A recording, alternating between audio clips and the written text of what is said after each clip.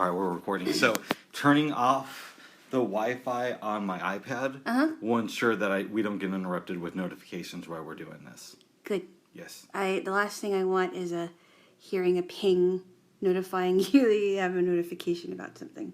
Then it becomes this thing of, is that something that's important? Right. Or can it wait? Right, exactly. You know, are we being informed that there's fires in Multnomah County or there's another riot?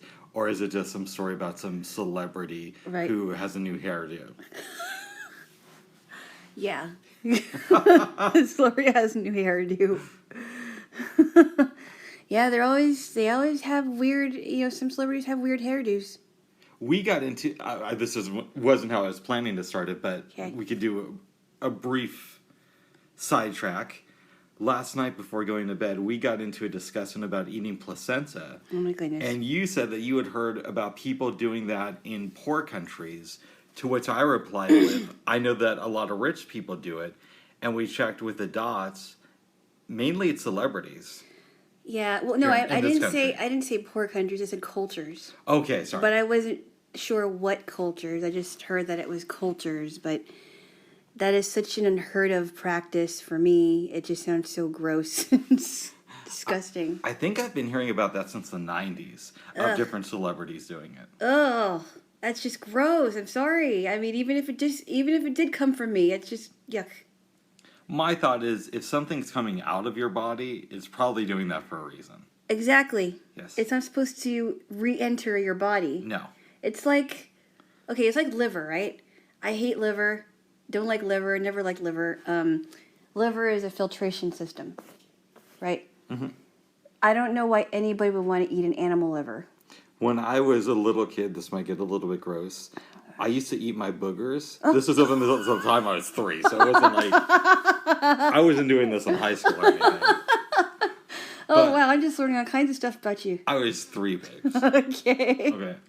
And my sister, I remember once, because my family would call me out on it. Mm-hmm. My sister once said when we were all watching TV, Dad, he's doing it again. And my dad looks at me, he's like, do you want to live a long time? And I'm like, yeah. And he's like, you're not going to live that long if you eat your own boogers. It's not healthy for you. I think that got me to stop. Ew. Well, even if it does come from us, just because it re-enters our bodies, whatever it is, it's still not healthy. It's leaving for a reason. It's disgusting. Yes, babes. And yeah, anyway, that's gross. Yes. We just ate something. Did you eat anything disgusting as a little kid? No, I don't remember. Well, there was one time, I can't remember how old I was. I might have been in elementary school. I don't know. I might have been like 9 or something. I wanted to see what like a bar of soap tastes like. I didn't eat the whole thing. I didn't eat it, actually. I just kind of like tasted a part of it. It's gross. Gross. In kindergarten. But that's the only thing I had experiences with. Yeah. When I was in kindergarten. Yep.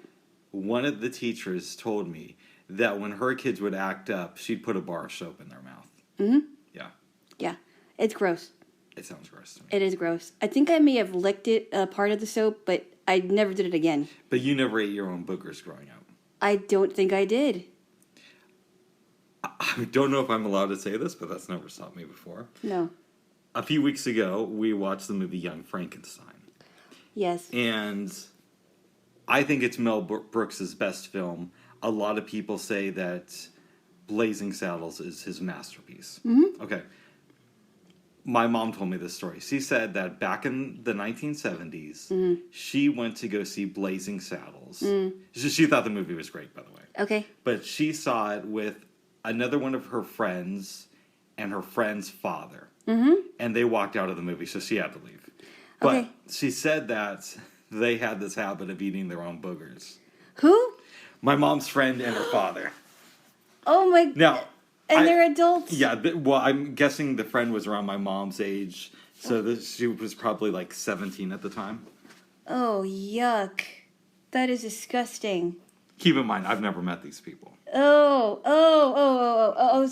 basically your mom and her friend were about teenagers. Yes. Around teenagers. And according to her friend and her friend's father ate their own boogers. Oh, that's so gross. Yeah.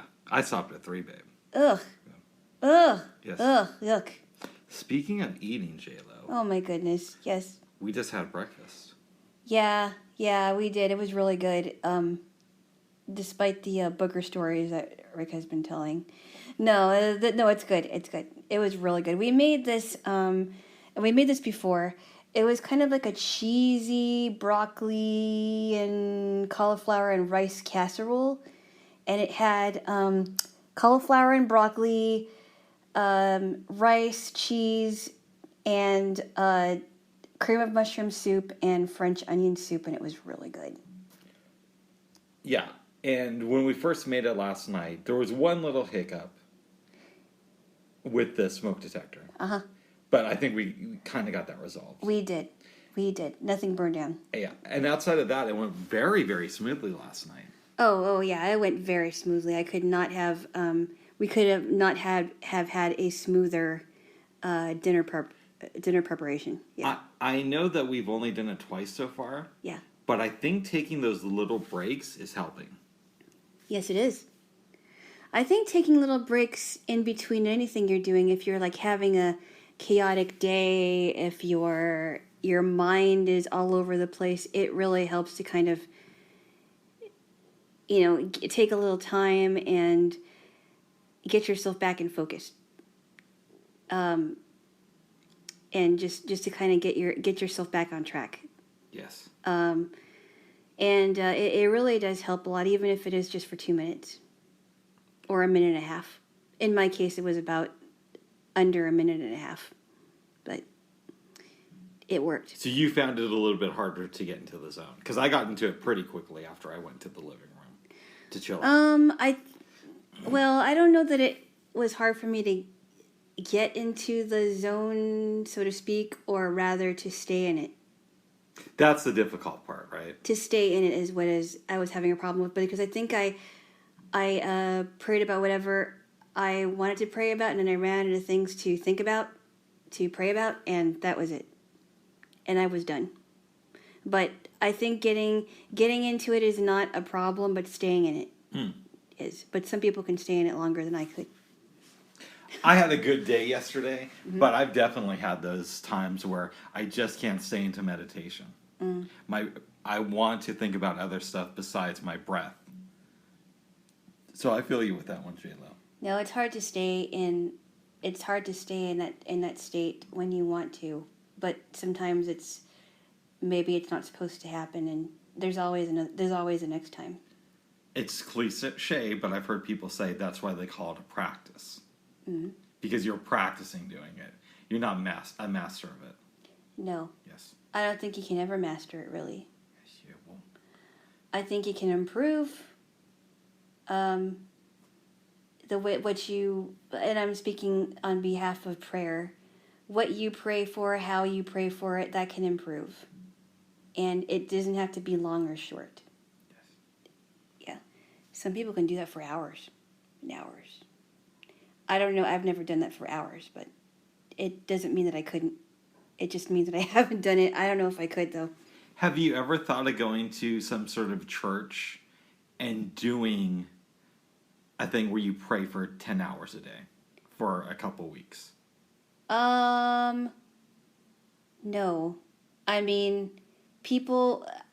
no. I mean, I've heard of fasting, like people pray and fast, but they fast for however, maybe a day or so, or maybe a few hours, but not praying for 10 hours. Some people can do that for 10 hours, but I've never done it. Did I tell you about that time I almost fasted? No. This was the intermittent fast, you mean? Not an intermittent fast. I wanted to do like a 5-day fast. Wow. Okay.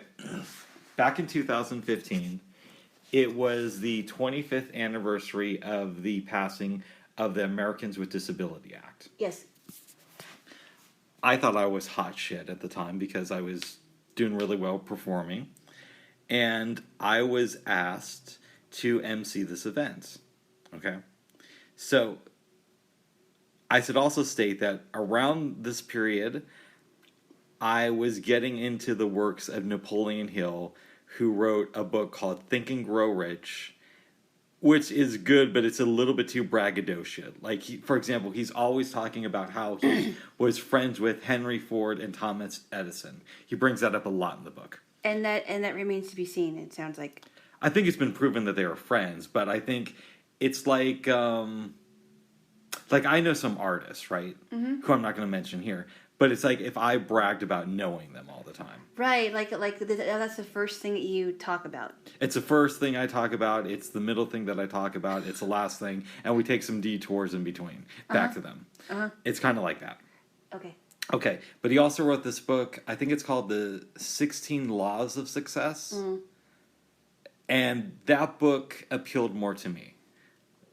Okay. I got some good stuff out of it, but regardless of that, he talked a little bit about fasting and the idea of taking breaks from food. Mm-hmm. So I thought it might be a good idea of what if after the ADA celebration, I take 5 days off of eating and I devote 10 hours a day to meditation. Okay. So, of course, that means that they had a lot of good food at the ADA event. Yeah, it sounds like it would be. They were going to send home with me, and I was like, I can't. I'm sorry. Was this in, where was this at? Here? This is in Portland. Okay. And it actually isn't too far away from where you live, but that's another story. Yep. Okay, wow. I go home, my fast lasts about 6 hours, and I'm like, let's be honest, I'm not going to do this. And I went back to eating. And then I hated myself for the next day for not taking all the good food with me from the ADA event. What? Oh, my goodness. Yes. But all that is to say that I have contemplated the idea of fasting. Well, I think the idea about around fasting, and I don't know if you probably, maybe you do, maybe you know this, I don't know. But were you thinking, because I think that the idea of fasting has to do with not so much being hungry for food, but being spiritually hungry and fulfilling yourself. Your spiritual hunger. So you knew about that. Okay. Yes. And you did this for spiritual reasons? I did this for spiritual reasons. Because I'm not religious, but I am spiritual.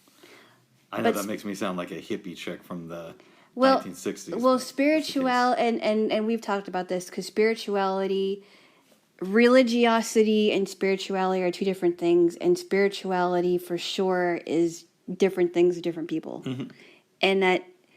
And it's kind of a broader term, I guess. Religiosity it sounds more like legalism to me. Okay. It doesn't, just because a person is religious, it doesn't necessarily make them a spiritual person either. So it's kind of like, if I understand you correctly, going to church and following a religion is kind of like following the letter of the law. And being a spiritual person, if you do it correctly, is following the spirit of the law. What the law was intended to do versus what it actually does do.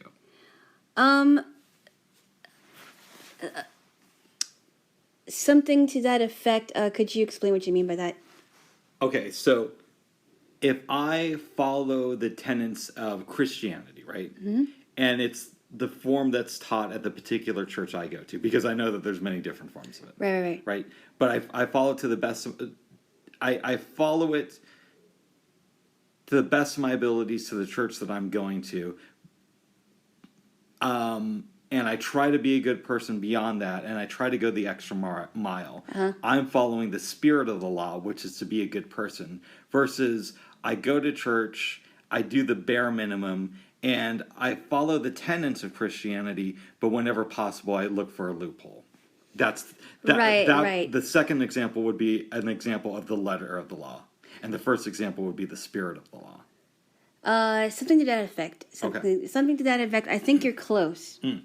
I think you're close, and we don't have to go into this right now. Yeah. But I think you've almost hit the nail on the head. Okay. Yeah. Getting better with my nails, Jaylo. If we ever have another, if we ever have to sacrifice any more people on the cross, they might come to me to help out. Oh my goodness. Bad joke. I don't agree with that humor, babe, but I do like... Hey, you're the one who said it. I read what you throw in front of me, babe. That's what you said, Bubs. Okay, give me a kiss. What? Mm. What is that? What? Mm. Mm. Okay. Okay, Jaylo. All right. He wants a kiss, folks. let's talk about the show that Benny Russell created, Deep Space Nine. Right. Okay. Before we get to that episode. He yelled in my ear. Sorry. Okay. I think we should provide some context before we get into that episode. I think, do we want to talk about that one first or the Dax episode? I think we should talk about the Dax episode because I really enjoyed that one. Tell me. So, Worf and Dax are preparing for their wedding. This was a very lighthearted episode. There's a lot of funny things in it.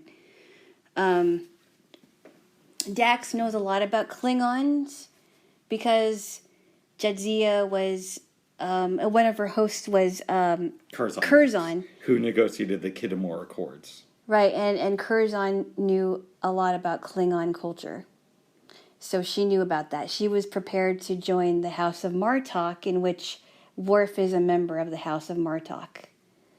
So in this episode, Worf and Dax are involved in their own things to prepare themselves for their wedding. Worf goes on this 4 to 5 day trip with his male friends in the Holosuite, but it's a Holosuite program, correct? Yes. It's a Holosuite program, and they're supposed to go on this 4 to 5 day path to, what is it called? Hilkiah? I believe that's correct. And I'm horrible with Klingon pronouncements, but we're going to go with that. And it's supposed to be like is it like a spiritual path or something? Correct. That the groom does before getting married and connecting his soul with the female. And they're in the woods, and we should say that it's him, General Martok, Alexander, who's... his son. Yeah, he's a Klingon, but he's kind of like loose about it. And Bashir, O'Brien, and Sisko. And Sisko's into doing it. Alexander, of course, sucks because he's a little bit of a douchebag. Wait, was Sisko in there? Yes. Okay, he was. But you didn't hear him complaining. No, he wasn't complaining at all. Because Sisko is interested in other cultures. Yeah. So Alexander's doing his thing and passing out. And Bashir and O'Brien are really struggling as well. Continue. Okay. And meanwhile, General Martok's wife, Sorella, who's she's quite a how should I say? She's quite a domineering woman, if I should say that. Kind of a see you next Tuesday. Right. Something like that. Yes. She's definitely an overbearing, domineering woman, and she is supposed to take Dax under her wing. And Dax is supposed to perform these Klingon rituals to show Sorella that she is worthy to be her daughter in the House of Martok. And she does not like that. In fact, she completely rebels. She pushes back against Sorella, has this huge party to celebrate her engagement, or rather her wedding, and it goes quite awry. And when Sorella comes there, and her house is completely a mess. And in the midst of Worf's journey to whatever it's called, Hilkiah or whatever it is, I forgot what it's called, but anyway, he comes back to her quarters and tells her, you have to go to Sorella and beg her for her forgiveness. Beg her for forgiveness. Because you can't enter the House of Martok if you don't. And so Jadzia has a hangover too. She has a hangover. She's very drunk after all the dancing and the drinking and the whatever it is. And then Captain Sisko comes back and reinforces that order and says, you know what you have to do. Yes. And it doesn't matter. You have to do it anyway because this is important to the House of Martok, and you are going to pretty much marry into Worf's family, so you have to do it anyway. What did you think about that? The speech with Sisko? No. Or the episode in general? No, what did you think about the idea of her groveling to Sorella? Because Sorella wasn't exactly very, kind to her. And she basically told Dax that she wouldn't amount to anything in the House of Martok because she would never be like them. this gets to the heart of something that I am really, really, really bad at. Okay. I think the message we can take away from this is sometimes in life, you have to do the real uncomfortable thing, which is groveling to somebody who is in the wrong. But you have to placate them in order for you to move forward. That's tough. Yes. And again, I suck at that. I really suck at that. But I think that's a message that Sorella gives us. Do you think that Dax was in the wrong to push back against Sorella? Because Sorella was, keep in mind, Sorella was really difficult to deal with. And Martok even said she was difficult to deal with, even though he loved her. I go back and forth because... I do too. You could say that Dax is wrong, but you could also make the argument that had Dax really grown up in the Klingon Empire, instead of just being a respected visitor, she would have been able to handle those waters better. I think you're right. But I also think that Sorella was in the wrong to expect that much of her, even though she wanted to show that she was worthy to be a daughter of the House of Martok. Dax wanted to prove that. Yes. Yes. Yes, and Sorella expected more. I don't think she should have expected that much. Because she knew that Jadzia was not a Klingon. Exactly. Exactly. So she should not have had those crazy expectations. Because had Dax really been a Klingon, she, like you said, she would have been able to handle it. Yeah, on the other hand, you can make the argument that maybe it's good that Sorella is so protective of her house because he wants to keep the Klingon house of Martok pure and not infest it with outsiders. Exactly. And I understand that part, but at the same time, she could have come to Jadzia and said, look, I know that you want to marry Worf and you want to be accepted into the House of Martok, but I will expect some things of you, but don't expect to, I'm not going to push you too hard. You could also make the argument that one of the reasons the House of Martok is so respected is because of women like Sorella. True. Very true. But it also goes to the argument too, like pushing someone to their potential, right? If I didn't have teachers who pushed me because they knew that I had a potential, I wouldn't be who I am today. Yes, but what if it's something that you're not supposed to have potential in? So, for example, let's say I told you... What's a good example? Let's say I told you, okay, babe, unless you can trace the lineage of my family back 25 generations on both sides and give me a detailed history of all my family members within the next 3 days, we're going to have to break up. That is merely impossible. Right. I could not do that. And that's... How am I supposed to do that? Kind of similar to what Sorella was doing with Dax. And I didn't understand why. I thought it was great when Dax kind of called her out on her shit. And it was like, well, we don't know for sure. Yeah, it's like, oh, by the way, there's a little bit of a problem with that. Yeah. Actually, your lineage, and I just thought it was really funny because she's like, actually, you don't actually have that lineage. And then she's like, go on, please. And she's very upset. I had to laugh at that. It was really funny. But Dax knew her stuff. She did. She did. I mean, that's what she wanted to... That was the assignment she gave her, and she gave it to her, but it wasn't that wasn't what she wanted. And she's like, actually, this is what really happened. So, Alana? Yes. Could you please tell me about my 23rd great-grandmother on my maternal side? No, because you don't have 23 grandmas. 23 generations back, I mean. 23 generations? No, I can't. Okay. I can't even... I don't know if this relationship is going to last. Then. I can't even name 23 generations back in my own family. How could I name 23 generations back in your family? I don't know. That is nearly impossible. Oh my goodness. Very much impossible. I could not do that. So I go back and forth on who is correct in this one. I think in some ways both of them were in the wrong. In some ways, I mean. Not completely, but you know what I mean. I hear you. Yeah. So I went back and forth with it too. But you enjoyed this episode. I enjoyed it immensely. I thought it was very fun. Yes. I thought it was really fun, and especially at the end.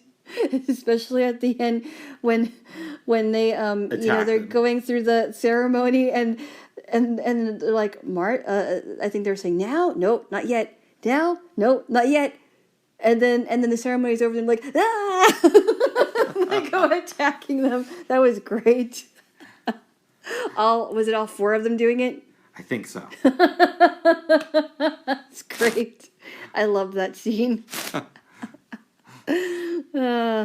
So funny. Yes. After this episode, we skipped ahead, and we're going to go back, and I get some shit from my friends when I tell them that we're rewatching, that I'm showing you Star Trek, first because I'm showing you Deep Space Nine, and second because I'm doing it a little bit out of order, but that's their problem, not mine. Mm-hmm.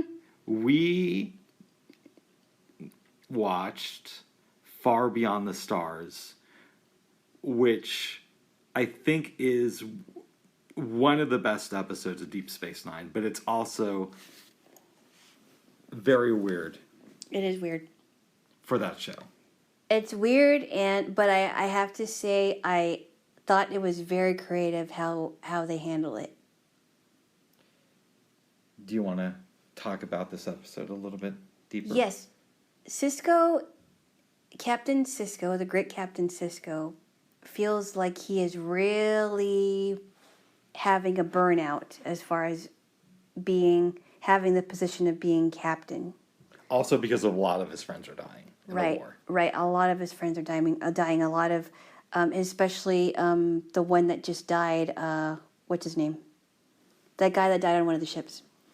He was the captain of the Cortez. But he's just a representative to let us know that Sisko's losing a lot of people he loves. Mm-hmm. You know.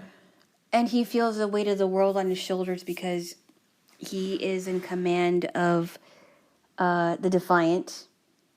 And he has a crew to take care of. But he just feels like, all these things are happening. Not only that, he's also the emissary. And, he's got a lot of things, and things are changing. Running DS9 as well. And he's got a lot of things going on. And then something happens, and he starts seeing things. He starts seeing a guy that he thought he saw before. He starts having these visions. And does he get, what happens to him when he starts to have all the visions of, something happened prior to that? I know that he starts seeing people's faces. Yeah, and then he walks around the ship, he's trying to figure it out, and before we know it, it's the 1950s. Yes. Now, I have to say, before I go on to talk about the 1950s, I really like what they did with the characters in this episode, because they took all the characters that you would see in DS9, the regulars, the actors, and they become new characters of the 1950s, and they don't have any makeup on. So there are no aliens in the 1950s. It's pretty cool. The first actor you see outside of Avery Brooks, I believe, is Aaron Eisenberg, who played Nog. He's like a paperboy in this episode. Yes. Yeah. Yes, he is. And so, in the 1950s, Benjamin Sisko is now Benny Russell. He works for a sci-fi magazine. It is good to note that he is a sci-fi writer amongst all white sci-fi writers. And there's a reason why I said that. But Quark is Herb, and Odo is this guy that they call Paps. Could I make a quick suggestion, babe? What? I think for the sake of simplicity, Yes. maybe we just refer to the characters as their regular characters. Okay. So if I refer to Odo, it's really we guy. know it's not really Odo in this episode, but it makes it simpler for people to understand.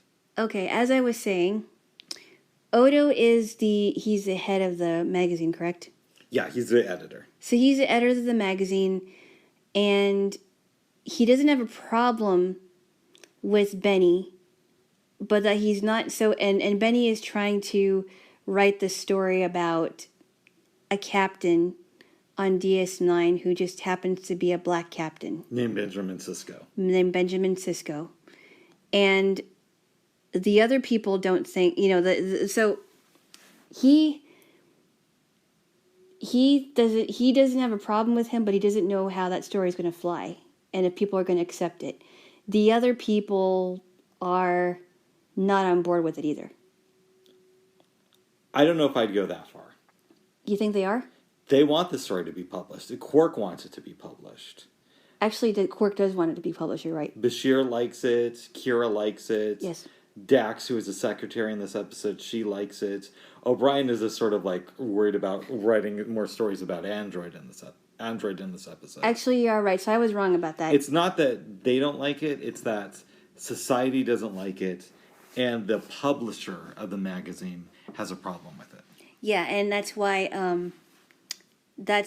Odo, referring to Odo, he's not sure how it's going to fly, and he doesn't want it. He does not want it to be published because of how it's going to be received. Is that correct? Yes. Okay. So, meanwhile, in his personal life, there's a diner that he goes to. I know I'm skipping around. No, that's fine. But there's a diner that he goes to, and his girlfriend Cassie owns this diner, and she's about to buy the diner.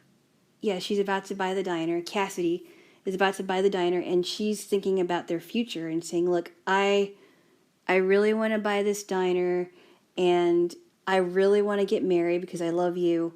And he's talking to her about publishing a story that he wrote for that sci-fi magazine.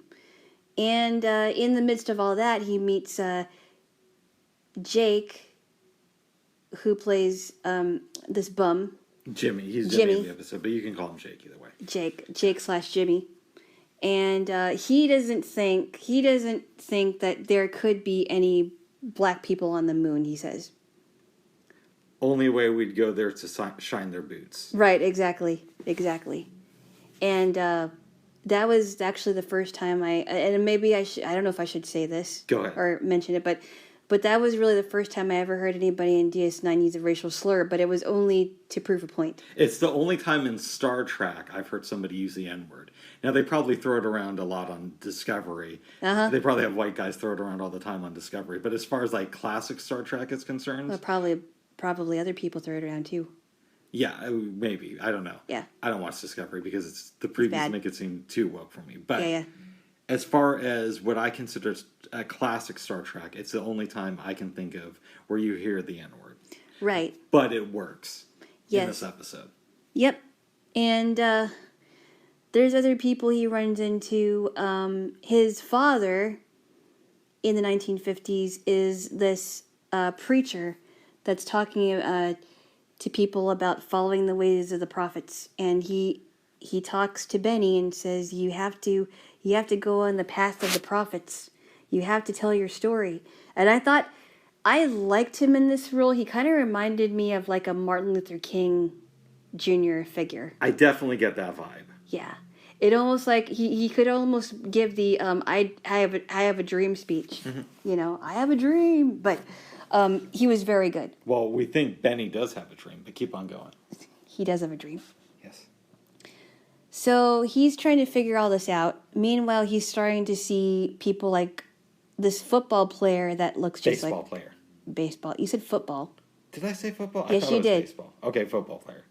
I thought it was... Anyways, it's the sports guy. The sports guy who looks just like Worf. Yes. He's kind of going back from the 1950s to the present. Yes. He sees him and Cassidy dancing. That was a great scene. Yeah. He sees him and Cassidy dancing in his quarters. Benny and Cassie are dancing in the 50s. He sees other people from the present time, and he's like, you know what? And he tells Cassie, he says, I really don't feel good. I think I should lie down. And she's feeling that he's really, really stressed out, and she's trying to calm him down and say, okay, it's all right, everything's gonna be fine, because she doesn't know what's going on in his head. Benny doesn't even understand. Benny doesn't even understand what's going on in his head. Fast forward to later in the episode, they're still having, his story actually does get published. No. No. What happens is... I thought it did. No, here's what happens, babe. Okay. I was wrong again. Odo rejects the story, and 2 weeks later, Benny Russell comes back into the office with 6 new Deep Space Nine stories. Mm-hmm. Everybody around the office loves it. And I think it's Odo who suggests that, you could go to a small publishing house and have this printed up. And Kira says something to the effect of, yeah, but nobody's ever going to see those. Right. So they're debating it because it's so good, but the captain is black, and that was a big no-no back then. Right. Mm-hmm. And somebody suggests, well, what if at the end of the episode, the main character wakes up and we discover that this is a dream? Mm-hmm. Could we make that work? Yeah. Odo says he thinks so. Oh, that's right. I forgot about that. So they're like, why don't we just make it like a dream? Yes. Why don't we make it... And I forgot that part. I'm sorry about that, folks. That's right. Yeah, and so... And he likes the idea. Benny does, yes. Yes, Benny likes the idea. He's like, okay, I'm on board with that. Maybe you should go on. So, the other part. He's very, very excited about this. He goes out. He sees Jake/Jimmy walking, and he says, listen, we're going to go to the moon. And Jake's like, that's cool, man. I got to run. I got this big time business thing coming up. Yep. Some things happen. It's now that night. They're all partying. Well, Benny is partying with Cassie. Mm-hmm. And we hear shots. Benny runs over. Gul Dukat had just killed Jake. Because apparently he was supposedly breaking into this car. Right. So Benny gets upset and eventually gets beaten up by the cops. 2 of them. Yes. I think one of them may have been Rom. It was either Rom or Wayun. I wasn't sure, but couldn't tell. Irregardless of that, fast forward a couple weeks. He's just out of the hospital. Cassie is helping him. He's going to go down to the magazine and get the first run of his story, his published DS9 manuscript. Yep. Goes down to the office. Everybody's excited. We find out that O'Brien is going to get his Android novel published soon. Mm-hmm. But before that, before we get to read the Android book, Odo comes into the office and informs Benny that there will be no magazine this month because of the story of the Black Captain. Right. And not only that, but Benny Russell is fired. Yep. And then he has this mental breakdown. Yes. In the middle of the office. Which is, he should have won an Emmy for that. He should have. I mean, that was a performance. Yes. And he was very good at that. Yes. I mean, you could make the argument that this episode should have won multiple Emmys, but... I know. It was very good. He has a breakdown. It's so bad that they call the doctors to take him away. Yeah. They strap him up in an ambulance, and as he's riding in the ambulance, he starts to wake up and slowly transitions back to DS9. So he's in sick bay. Cassidy's with him. And so is Jake. And so is his father. Fast forward, we're at Ben Sisko's quarters. His dad walks in the room. He knows about the visions. He talks to him and he says, what if this isn't real? What if this is something that is just made up? It's just in Benny's head. Mm-hmm. And somewhere far beyond the stars, Benny Russell is dreaming of DS9. Mm-hmm. All right, now that we've discussed it and kind of butchered it, but got the essentials out, Yeah. tell me your thoughts on this episode, because I have a few. Okay. And one more thing I want to say. Avery Brooks, who plays Ben Sisko, directed it. I thought it was amazing. Yes. Yeah. I always wondered, and I know that we've talked about this before, how he was able to direct it when he was a big part. He was the main character in this episode. But he did it, and he killed it. He killed it. Yep. That's what I would tell him if I ever met him. You killed it. A good episode. You killed it. So I told you earlier that this episode was none like any other racially charged episode I ever saw in any 90s show. And that also includes sitcoms. Because a lot of the racially charged episodes mainly centered around Black history and or... teaching a kid a lesson about racism. Or police brutality or whatever it is. But this one... I thought that this episode really really worked. And you mentioned that it was more of a believable storyline, right? Yeah, because... So I saw an interview with Avery Brooks where he said that the show is based in 1953. Mm-hmm. And I find it very easy to believe that in the 1950s, it would be hard for a black author to be published and the audience knowing that he was black if it was a mainstream magazine. Mm-hmm. I completely bought into the storyline. Yeah. And I thought that it didn't sound like any typical racial storyline like you'd normally hear. And it worked really, really well. It goes back to another thing that I've told you before. Many DS9 episodes are like many movies. Mm-hmm. Like, you don't see these characters. You know, you don't see Odo as the editor. You don't see O'Brien as... Oops, sorry. The guy who's in the androids in other episodes. Yep. But you know these characters immediately. Mm-hmm. You know what I mean? And you Yes. don't just know them because of the actors who are playing them. You know who these characters are. And it took 6 seasons for them to do that. And I thought that was great that they were able to do that. What do you mean it took 6 seasons? Well, no, because remember when you said that you were glad that it took them a while to do an episode like this? Oh, yeah, I guess I should Yes, that's what you said. explain it a little bit better. I think the writers needed to understand the universe enough to do this episode. Yeah. Yes. And I think that by now, since we have gotten to know these regular characters, it was just so cool to see them out of their elements. It was cool, but if they had replaced the regular cast outside of Avery Brooks and gone with all unknown actors, it still would have worked. Yeah, I think you're right. We still would have known the characters in this episode. Yep, I think you're right. And the music was great. Yes. It's really good. This is a very, very, very unique episode. I've only watched it once before this, and I liked it, but I didn't really understand how special it was until yesterday. Mm-hmm. It says a lot about race. Yes. But I want to get your thoughts on what it says about creativity.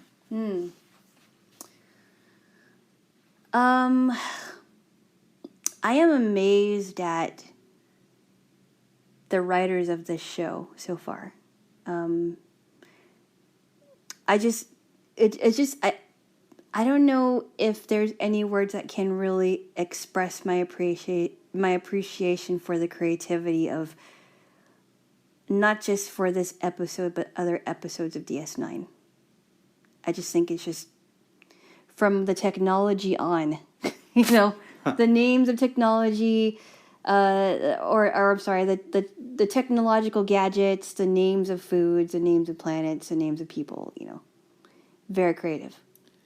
Let me rephrase the question. And I think you should, because I don't think I understand talk it. to you a little bit about life or a book. Okay. As you know, despite having talked about Napoleon Hill earlier, there's not a lot of self-help books that I am a ride or die fan of, that I recommend to people all the time. Yeah. One of the exceptions to that rule is a book written by Stephen Pressfield called The War of Arts. Yes. I first read it in 2011, and I make a point of rereading it at least once a year. Uh-huh. I've told you to read it. I've told other people. Sometimes people take me up on that. Sometimes they don't. Uh-huh. But one of the things that Pressfield talks about is the idea of the muse and the idea of resistance. And he says resistance can take many different forms. For somebody, it might take the form of, I'm too old to do this. Yeah. For another person, it might take the form of, I don't have enough education to follow through on this plan. Right. With Benny Russell, it took the form of racism. Uh-huh. But we could replace racism with resistance. Uh-huh. Change those words. But Benny Russell was still a pro. He still showed up every day and wrote his stories about DS9. Yep, he still kept going. So what does Benny Russell not just say about racism, but what does he say about creativity and doing the work? I'm thinking he's the type of person that is just like, I don't care what anybody says, I'm going to keep on doing my stuff. Was he always like that? Maybe not. And we don't know. I don't know. For all we know, Benny Russell could have came from a successful family. Right. Because there were other black artists from the time who came from good families. Like, Yep. I believe Miles Davis's father was a dentist. Mm-hmm. And a fairly successful one. Mm-hmm. Or for all we know, his family was unsuccessful because of Jim Crow. We just don't know enough about Benny Russell. Right. But I think Benny Russell is a really good example of how to be a professional. Absolutely. And his work ethic showed that, even though he had some opposition, like, oh, we can't get black people on the moon, we can't do, that's not going to fly, it's not going to be accepted. He just kept going on. Jimmy told him that. Yes. But he kept doing it. He just kept doing it because he was like, you know what, I don't care, I need to get this out there, I want to get people to read this, and I'm going to do it no matter what my opposition is. Society wants him to conform. Yeah. Whether it's Jimmy, whether it's Cassie saying, why don't we buy this restaurant and devote our lives to that, whether it's Odo. Mm-hmm. But Benny keeps on going until his breakdown. Right. Which kind of goes against the other thing that Pressfield says that I love, which is the muse keeps rewarding those who continuously show up. The muse. What does he mean by the muse? The muse is the creative force. Okay. Sounds a little too new agey for me, but I'm telling you, the book sounds new agey, but it's not that. So you could look at let's take Avery Brooks for an example, and I do want to focus on this episode. But Avery Brooks was this guy who presumably struggled somewhat to become a successful actor and musician, but he put in the work. He showed up. He showed the muse that he was serious. He probably went on a lot of auditions, probably performed at many clubs, and then one day he becomes a success. And it's not one day. It's like it's building up. It's a culmination of things. Right. But he kept putting in the work, and as a result, he kept moving forward in his career. Okay.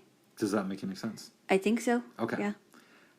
So I want to talk to you about my theory of what this episode is, and then what it may actually be. A thought that I have is when we first see Captain Sisko at the beginning of this episode, he's burnt out because so many of his friends are dying, the war is going strong, all that stuff. I believe that the experience he has in this episode is a vision that the prophets are giving him to let him know, one, that things could always be worse, two, to kind of think of reality as a dream state, and three, to let him know you're still going to have good times, but there's going to be some pain mixed in.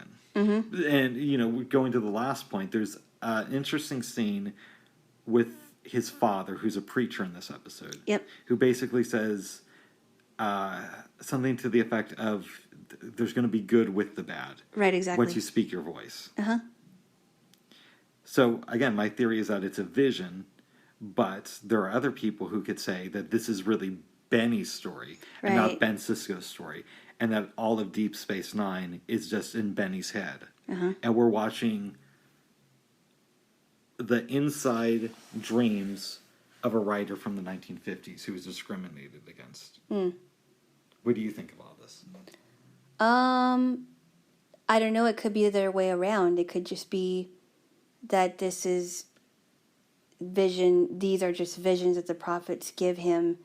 And I know you mentioned it, that this isn't really Benny's dream. It's Cisco's visions. Cisco's visions, yeah. Yeah. And it's really Cisco's reality versus Benny's reality. I go with it's Cisco's reality, but there is an interesting... I think you're right, yeah. There is an interesting argument to be made for the other way around. Mm-hmm.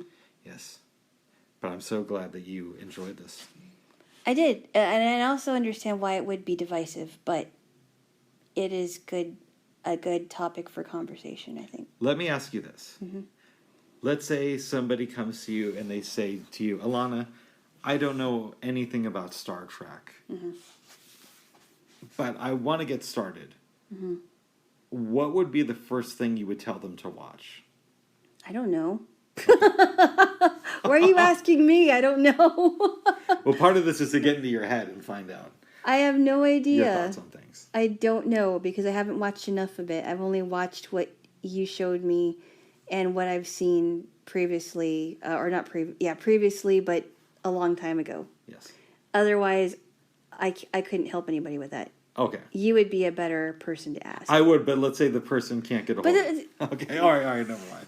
You'd say, I cannot answer that question. You'd I'm say, sorry. let me give you the email. Let me give you the let me hook you up with my boyfriend, and he'll tell you everything that you need to know. Yes. I'll give you his email. I'll give you his contact information. Whatever. I can't help you. I really can't. If I'm really honest, I really can't. That's fair, babes. That's a funny question. Thank you, babes. I'm thinking of showing you Into the Pale Moonlight today. Ooh. But we'll get to that when we get to that. Ooh. Babes. We'll get there. Okay. Even if it's not today. Alana? Yes. I made a claim yesterday and the day before that I was unable to substantiate. Mm-hmm. And that was that I was going to introduce you to Happy Harry Hard On. In the movie Pump Up the Volume. Yes. Yeah, I know. Let's talk about what happened. So Rick was having some technical difficulties because he couldn't figure out why that movie wouldn't play, and he couldn't figure... You had a hard time finding it, right? I had a hard time finding it. Well, just first, I break out my phone that had a copy of it on it. And I know that the copy was working because I've played it before on many different devices. Mm-hmm. And we should also say I've been having problems with files playing on my phone recently. Mm-hmm. And I just assumed it was something with how I downloaded it. It turns out that there's something with my SD card. It's not working right. Right. So once I figured that out, I'm like, oh, that really sucks. Well, why don't we rent Pump Up the Volume? And I'll just show it to you because it's that good of a movie. Yeah. It's not available to rent. It's not available at all on any streaming sites. You can't find it on Netflix to watch. You can't find it on iTunes or Amazon. And we were just like, that is so weird that it's not streaming anywhere. And you couldn't even find it on alternative websites. No. Well, it was but weird. Yeah, it was very weird. I can rent it anywhere, which is super odd to me. Yeah. Like, why would they be holding that movie back? But my thing is, maybe it just wasn't meant to happen yesterday. And what we will say is, I know how to show Alana the movie because I do back things up. It's just I couldn't show it to her last night, but we will be watching it on Friday. Right. So instead, in the meantime, we have decided together to watch Office Space. Yes, which I'd wanted to show you for a while, but my original plan was to pair it with Fight Club. Yeah, I don't know that would be a good pairing, but that's... I've never seen Fight Club. I don't know about that, but anyway, I digress. I love the movie Office Space. I think it's a classic. Alana did not want to watch it.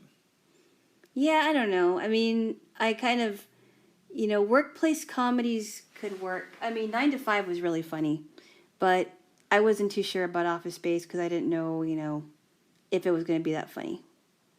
But it actually was. I mean, it's not my favorite comedy, but... It's my favorite workplace comedy. I thought it was funny. Tell me about the movie, babes. Ouch. So, The main character is, what's his name? Peter, yes. And he's working at this dead-end job at this, Initech is a company. And it's like his job is basically going down the tubes for him.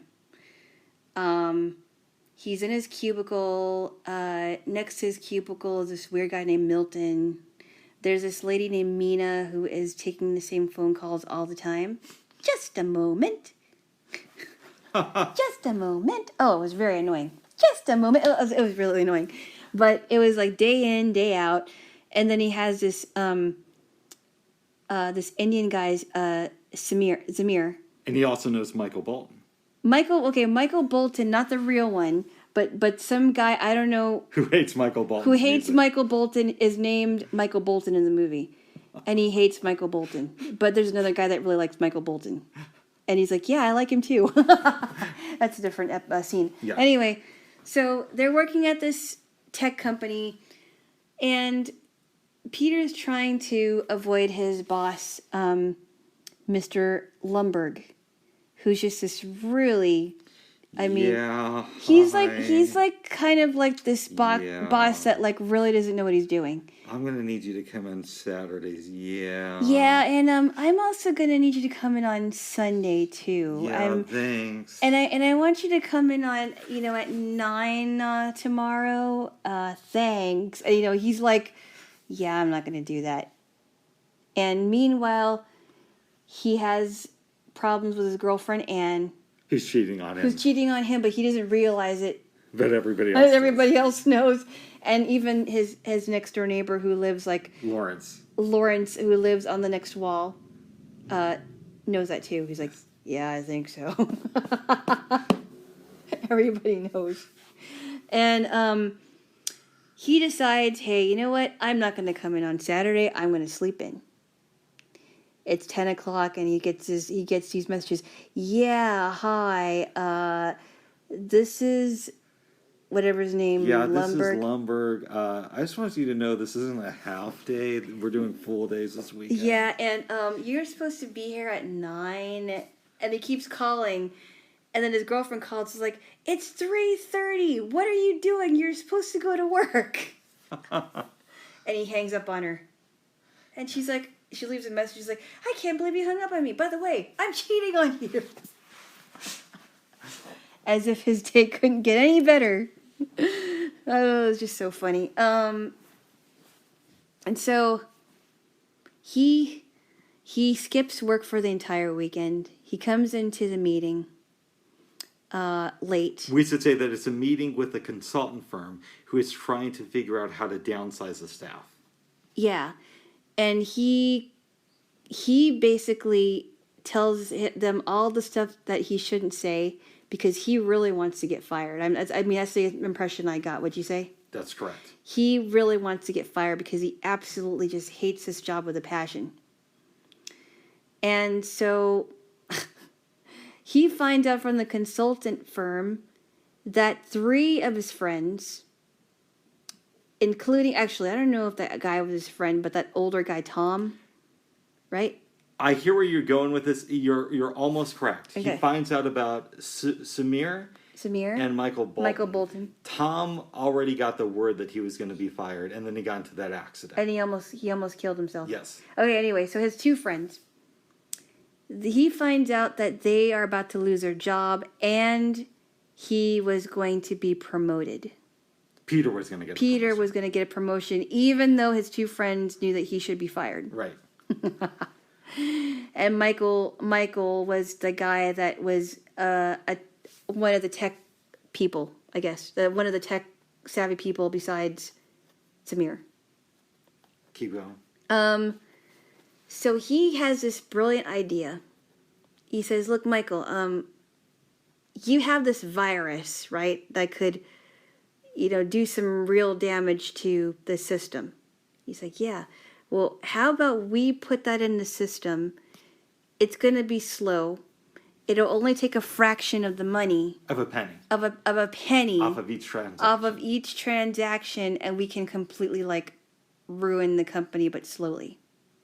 We can get paid. We can get paid while taking out money from the company.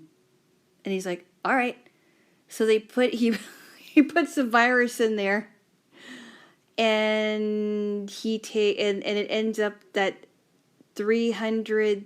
What is it? It's $305,000 gets added to their account in like 3 days because Michael Bolton, dummy that he is, yes, made a simple error in putting like a comma in the wrong place or something like that. Right. And what job did Samir have? He was supposed to do something with the... Samir gave Peter the disk with the virus. Okay. To put on his computer. All right. Yeah, and Michael Bolton was not paying attention, and... when he wrote it. And we're like, oh no, we got to figure something out. And so, isn't that the time when Michael writes this letter?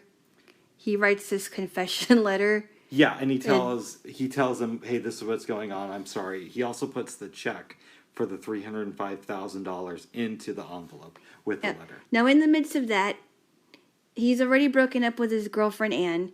He asks this waitress at the coffee place that he goes to, Joanna, played by Jennifer Aniston, and they end up going... She's been in other stuff too, right? Yes, she has. Okay, keep going. Of course she has. All right, keep going. Joanna is the coffee, the waitress at the coffee place, and they end up going out together. And there's this really funny scene where he's like, you know what, I really shouldn't tell you, it's top secret stuff about what I'm supposed to do with, what I'm doing with this company. And then in the car, he tells her everything. Yeah, I love that. They're on their way to a party. Yeah, and he tells her everything, and she knows about it. Come to find out, he finds out, I can't remember how he finds this out, but he finds out that she slept with Lumberg. So the friend of theirs who tried to kill himself and who ended up getting hit by a drunk driver sued the drunk driver and got like millions of dollars. Yep. So he's having this party to celebrate that he no longer has to work again, even though he's in a wheelchair and a full body cast. He's so excited to get out of work. And he's back with his wife. Yes. Well, I don't think they ever broke up. They didn't break up, but he, yeah. And while they're at the party, a coworker comes up to him and says, "Oh, that waitress, man, she used to date Lumberg back in the day." Yeah, and he got all upset over that, and she broke up with him because he was acting childish. Come to find out, that was a different Lumberg. Yes, that was great. A totally different Lumberg. I think it was like Ron Lumberg or whatever. I think the guy's name was Greg Lumberg or whatever his name was. And meanwhile, he has this dream about her with Lumberg, his boss, and the boss is going like, yeah, could you help me with, hi, could you help me with this? And he keeps talking about the TPS reports. By the way, do you have those reports? Yeah, we gotta talk about the TPS reports. I have a friend of mine who had not seen Office Space until I gave him a copy. Yeah. Then I run into him about a couple of days later, and he's like, I love that movie, I love that stuff.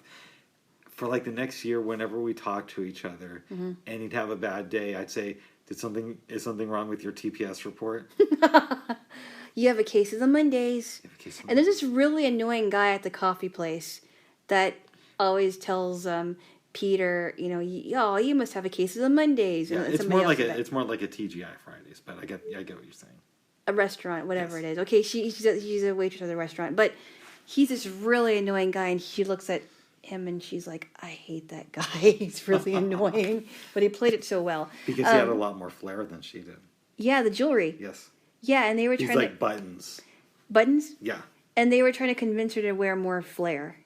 She wore the minimum amount of flair, but she could have added more if she wanted to really express herself. Right. Yes. Well, I really like this scene. I probably wouldn't do this in my own life, but I like this scene where she confronts her boss, and she says, "This is," and she's really upset about wearing so much flair, and doing these working at this job because she hates it. Yeah. And she's like, "This is me expressing myself," and I'm guessing she gives him the finger. Yep, she flips him off. And I wouldn't do that, but I understand where she was going. And she's like, I hate this job, and I quit. and this is still around the time that she and Peter are still not together. Yeah, because of what happened at the party. Right. Continue on, please. Okay. Oh, yeah, we've got to talk about Milton. We're Poor going to get to Milton. Milton. Yes. Let's give a brief overview about Milton, and then we'll go on with the rest of the story. Milton is this guy who I'm assuming is on the autism spectrum. Severely. This is our assumption. We don't know that for sure. Yeah. But go with it. Yeah. And everybody at the office is sort of like, goes past him and looks at him as somebody who's not really that significant in the office. And in fact, including Peter. Yeah, and they move his, they move his desk to storage room B downstairs. It's worse than that, babe. They cut him off at payroll. Yeah, that's right, because he didn't receive his check. They also the boss, I think one of the people say, "Why don't you check on our cockroach problem?" That was Lumberg. Lumberg, yeah. But before that, I love the scene where Lumberg is meeting with the consultants about who to fire, and they said, "Well, it looks like Milton. He was technically fired 5 years ago, but I guess payroll didn't get the memo, so we rectified the situation." And Lumberg's like, "Oh, so you fired him?" And they're like, "No, we rectified the situation. He's just going to stop receiving his checks."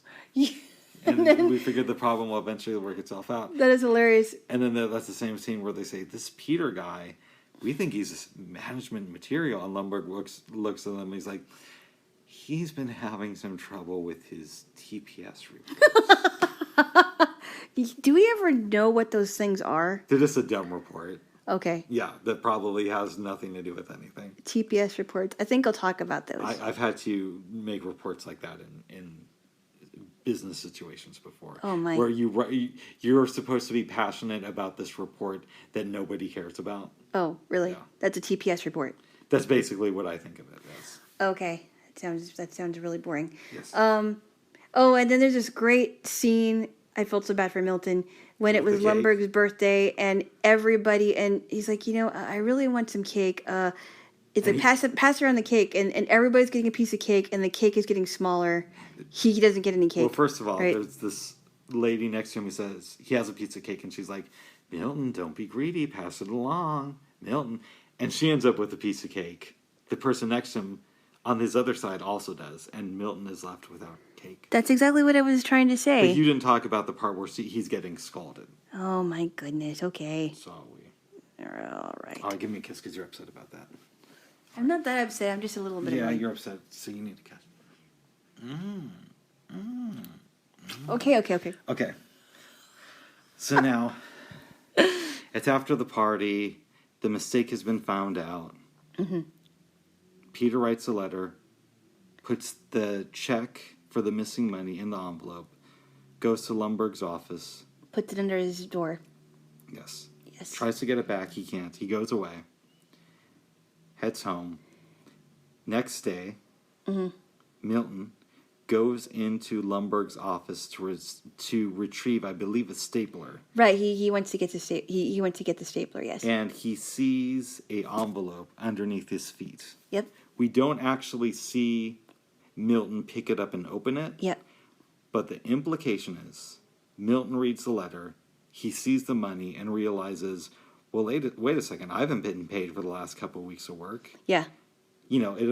They'll get off, but I'm also going to get a ton of money. Yep. So he burns the office down. Peter gets out of it. He gets a job working construction. Yep. And his friends come by and offer to get him a job at some new company that's basically just like in a town. The same thing. Yes. And the last scene is Milton on the beach being ignored by the hotel staff. I think it's great because Milton was a true underdog in the situation, I think, or in this, and you wouldn't think that Milton would commit such a crime like that, but he ends up burning the building down. And I love how this movie ends. I think this is a classic movie. I think Pump Up the Volume is a better movie, but Office Space is funnier, and Office Space is still very, very good, and I think it's a classic. Wow. What do you think? Were you happy that you've seen it? I am. It's not my favorite movie, not my favorite comedy, but I understand why it would be a classic. You understand why it would appeal to me as well? Yes. Because you got that kind of a weird sense of humor. Oh. But I did I just thought it was so funny how Milton had the last word. Yes. And you just wouldn't think, People thought, oh, Milton's this dumb guy. He doesn't understand. But it also doesn't really end up that well for him because he's at an island, he's on a beach, but he's ignored. Poor guy. Yeah. But he did it so. Stephen Root did an amazing job as Milton. Such a great actor. He's great on that show, Barry. Right. It's weird. I want his character on that show to die. Oh, you do? Because he's such an asshole on that show, but he's also so fun to watch on it as well. What character is he on? He plays this guy named Fuchs, who is Barry's mentor. Okay. Or was his mentor when Barry was a serial killer. Oh, okay. Yeah. Oh, that's right, because he wanted to be an actor. Hitman, I should say. Hitman. The preferred term now is hitman. You're no longer allowed to call them serial killers. No, it was a hitman. Hitman turned actor. Yes, we're going PC, babes. It's now it's Oh, PC the life enabled or PC schmeecy. Okay. All right, babes. But I'm so glad. The life impaired, is that what you mean? Impaired. The life impaired. He didn't die, he ceased to breathe. He wasn't fired, his hours were reduced to 0. Right. Yes, I think I just heard your phone. No, that wasn't my phone. Okay, anyways. That was my tummy. Gotcha. Babos. Yes. I'm glad you liked Office Space. Yes. And then you showed me a religious movie, but I It actually wasn't liked it. All that religious. It was pretty religious. No, it wasn't. It was a very Christian-y movie. It wasn't. Said that, it wasn't completely a family film, but I have watched it with my family. It definitely is very pro-Christianity and has a lot of Christian themes in it, I thought. Would you agree to that? Oh, of course I would. It was still good, though. Of course I would, Despite yeah. that. Despite that. I think anyway. Oh, come on. You're drawn to it. You just don't want to admit it. Anyway, I'll talk about that later.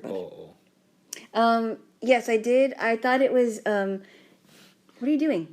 The movie was called A Walk to Remember. I was getting ready to say the name of the title. No, I thought you were trying to do something. Yeah, I was trying to say what the movie was. Yes. It starred Mandy Moore. It did star Mandy Moore and Shane West. Who nobody knows who that dude is, but we know who Mandy Moore is. Well, I know who he is. Okay. Yeah. I don't know if he's been acting in anything else except for that movie. He's been acting as a Walmart cashier recently. Mm-hmm. No. He could have been the person that delivered my items. Oh. No, it's not him. Okay. Not him. You want to say... I don't know if we want to give everything of this movie away. I don't want to give too much away, but I believe it is a romantic movie. Do you want me to just give a few talking points? Can you wait until I'm finished? Okay. Thank you.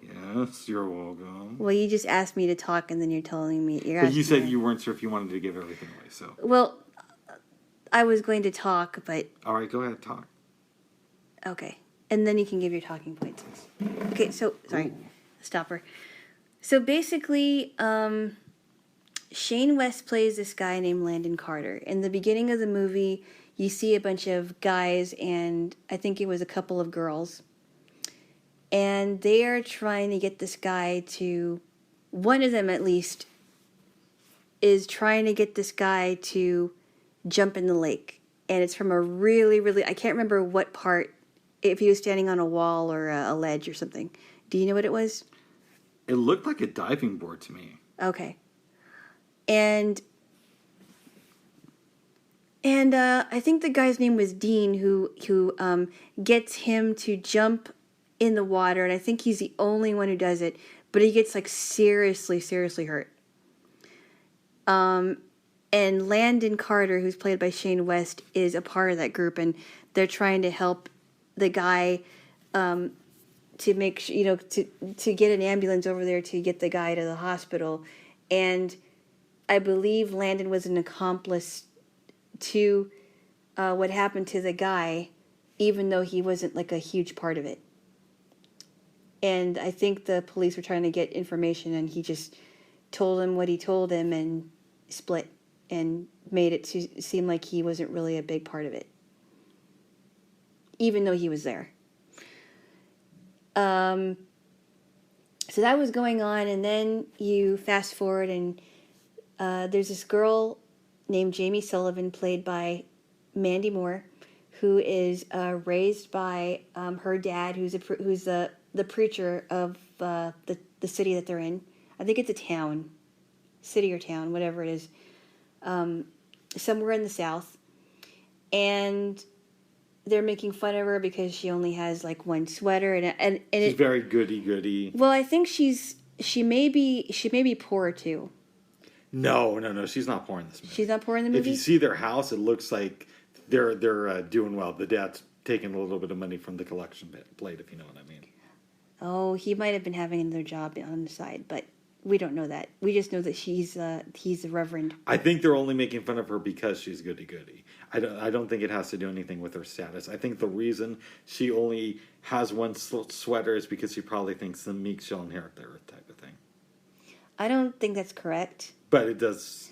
She probably doesn't have a sense of style. Yes. But that doesn't mean that, just because the meek shall inherit the earth, that's why she dresses the way she does. Yes. But her make no mistake about it, her dad has some cash.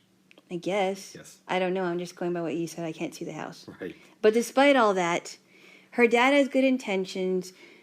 She wants to protect her because... He wants to protect her. He wants to... Excuse me. Sorry, just go ahead. He wants to protect her. And so... and so... Do you want me to tell the rest of the story, babe? Not all of it. All right, go ahead. No, okay. I think you should continue on with the other part of it. I'll make it kind of fast just to hit some of the talking points. Yes. The dad wants to protect his daughter, and there's some stuff going on with her that we don't have to get into right now. She is a goody. She eventually starts talking with this Landon character. Mm-hmm. Through an odd series of events, they get close. And eventually, they start dating. Right, and it all culminates that relationship changes after their play, because they're in a play together. Right. You don't want me to give everything away, babe. No, but I just wanted to note that. Okay. I thought that was important. Got you, babes. He's happy. He's dating a virgin. He's very thrilled. And... Why does that have to be mentioned? Because it's part of the movie, okay? Well, anyway, go on. Okay, let me talk. You gotta let me talk. Okay. The dad is even starting to warm up to this Landon character. Because at first, and rightfully so, he doesn't know his intentions because, Landon was a bad boy before even considering dating Jamie. Okay. So him and Jamie are out on a date, and she says, "I'm sick." And he thinks, "Cough, cough." Mm-hmm. And she's like, "No, die, die."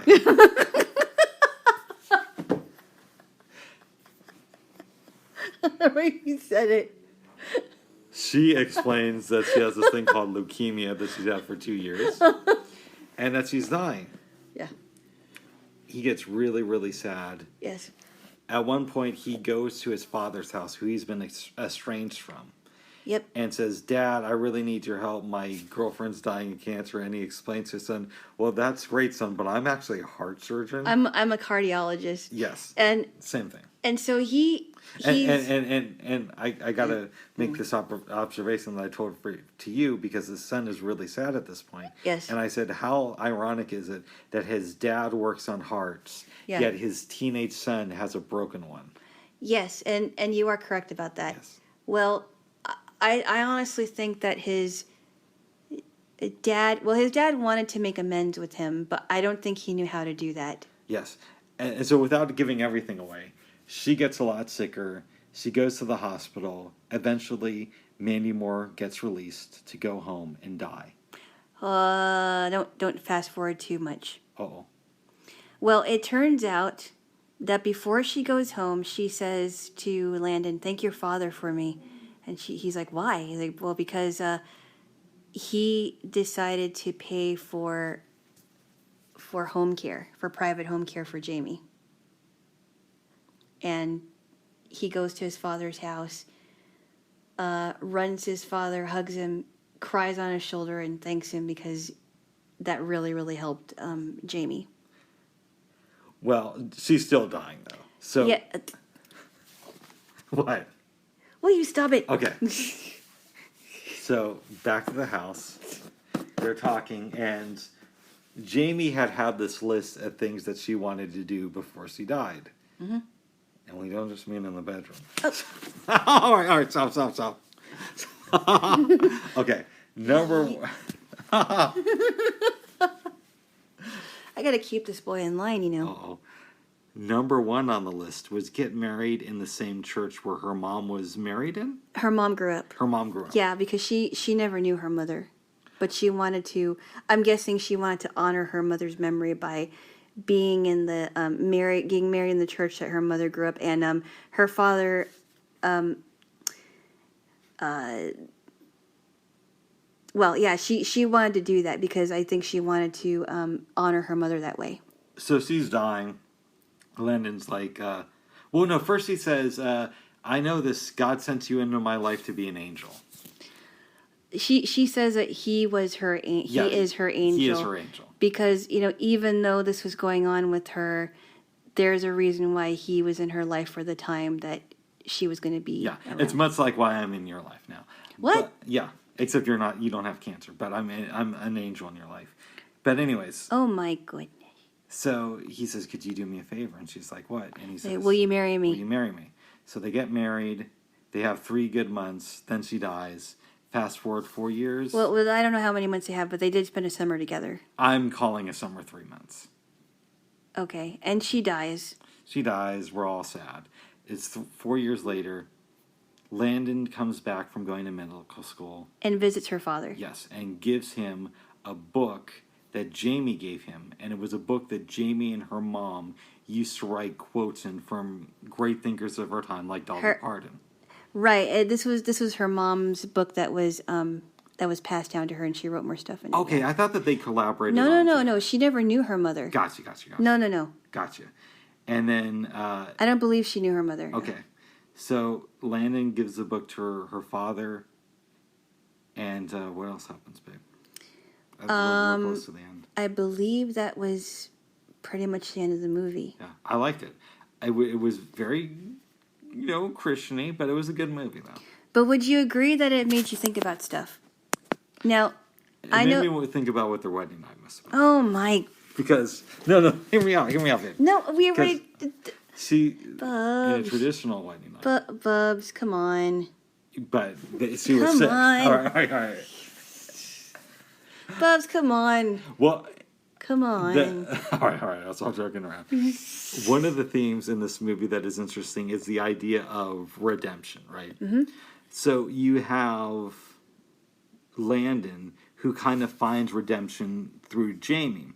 Mm-hmm. And we kind of see the results of that in that because of Jamie, he reestablishes contact with his dad. He devotes his life to helping others.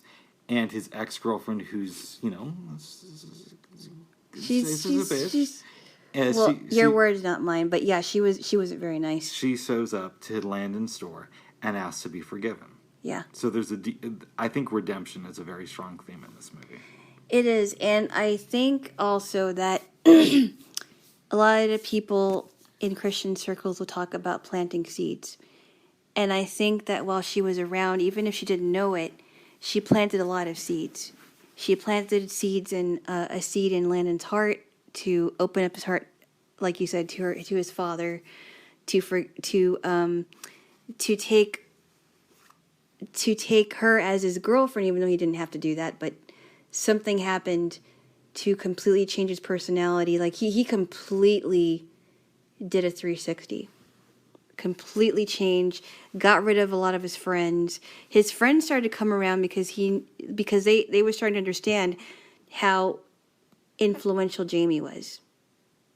And how she showed him grace. And I think the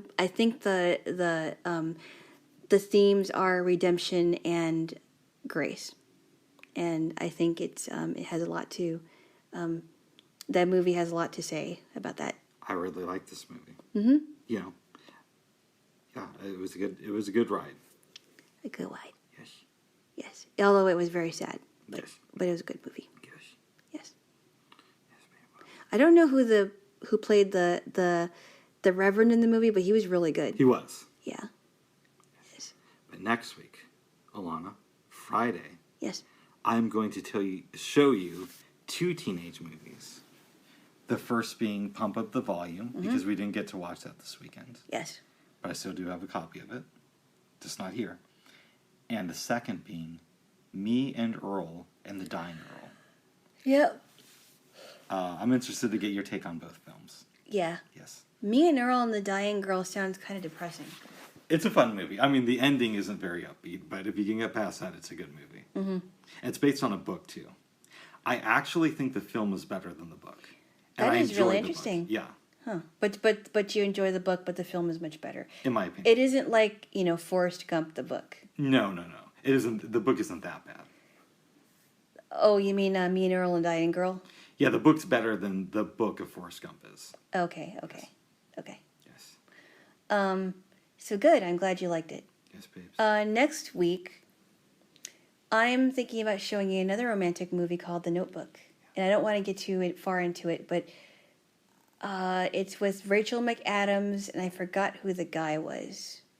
But it's basically about an old man who is visiting his wife in a nursing home and telling her a story about another young couple. Cool. But I'm presuming. I don't make any presumptions, Okay. Please. I can't take a guess right here. No. About who the young No. couple- Okay. All right. No.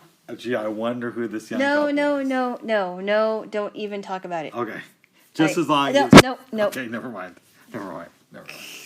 Nope. You will not speak. And then you wanted to show No. me. What? Then Sorry. you also wanted to show me 50 First Dates.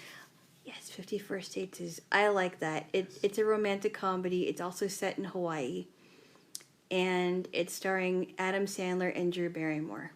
And I always like their comedies together. I think they're only in 2 comedies that I know of. But this one is fun. This is really fun. Well, good. And there's this one scene in the movie that I really like with waffles, but you'll see that. Sounds good, babes.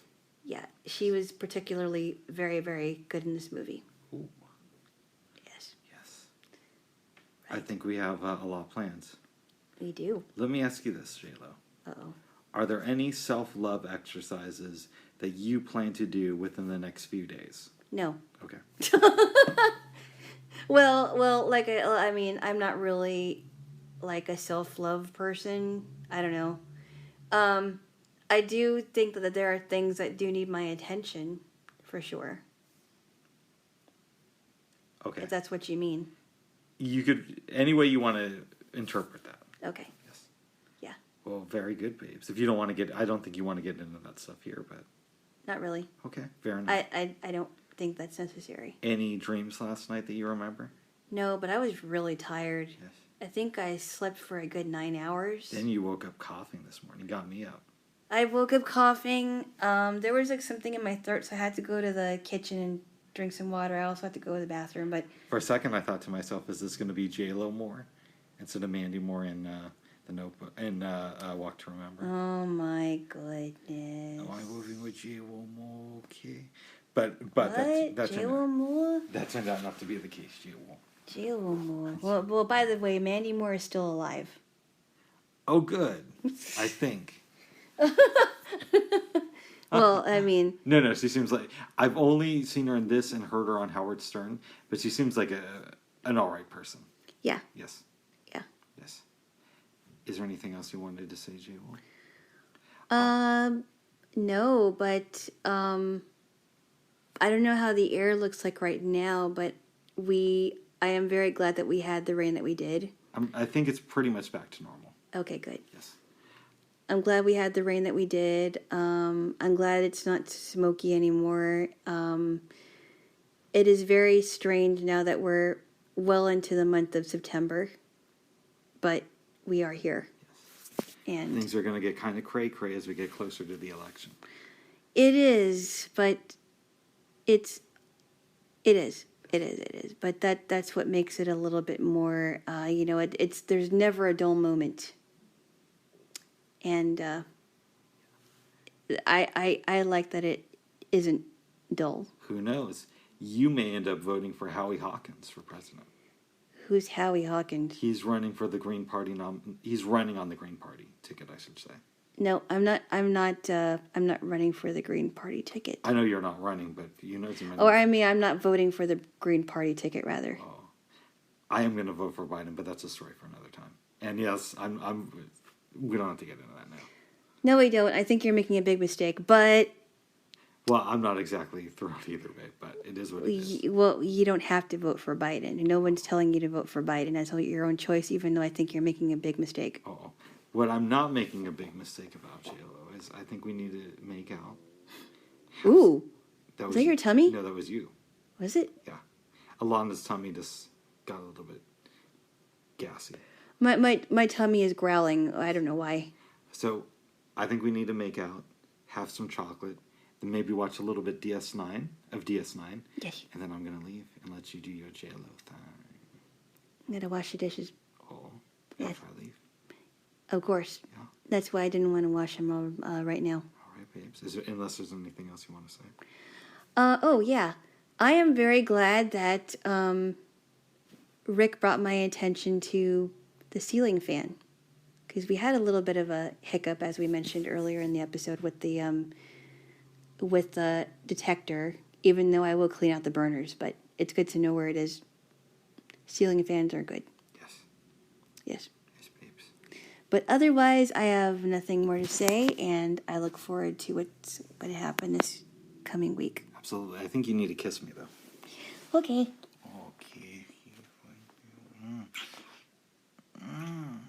All right. That's enough. All right, Jay. Save it for off this. Off this. All right, Jay. Well, I love you, babes. I love you too, and we love all of you. Yes. That are listening in. Some of you we love more than others. Well, half of the people we don't even know. Yeah. We're sure we'd love you if we knew you. I'm sure you're wonderful people. Yes. So anyway, happy Sunday. Happy Sunday. Until next time. Until next time.